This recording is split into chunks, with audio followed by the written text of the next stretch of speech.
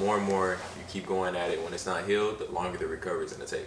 And not only that, you're a danger to her as well. Yeah, it's on the road. But we boys, we got to be honest sometimes though. How we kind of raise, or not really raise, what we learn throughout life is that if you can't play through your hurt, then you're failing. Facts. Like if we all playing basketball right now, but one of us get hurt, we're not gonna want to talk about it because we don't want to mess up the good game. But so sometimes we realize as a man, or that mindset trickles into relationships where we might be hurt by something, but we don't want to ruin the vibe. Because you already had like a survival mentality. Yeah, and we don't want to disappoint other people with our hurt. We don't want to disappoint somebody by saying, "Hey, I'm hurt. I'm not feeling that way." Or even back to the connection point. Hey, I don't feel the vibe is going really good right now, but we don't have a connection. I gotta cut this off right here. That takes some balls.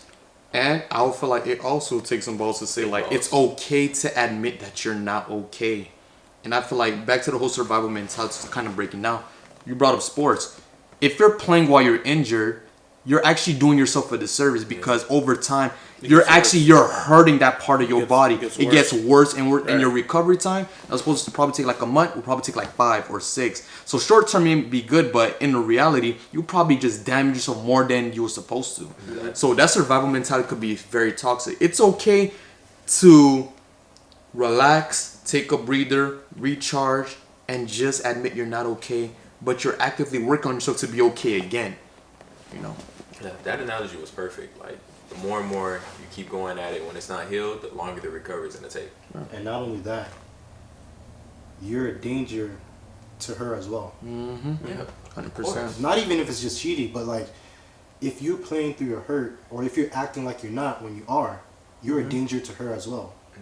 Like, even as we said in the first episode, if you're not willing to count your unchecked self, if you're not willing to count your unchecked self as a danger to other people, you're a liability.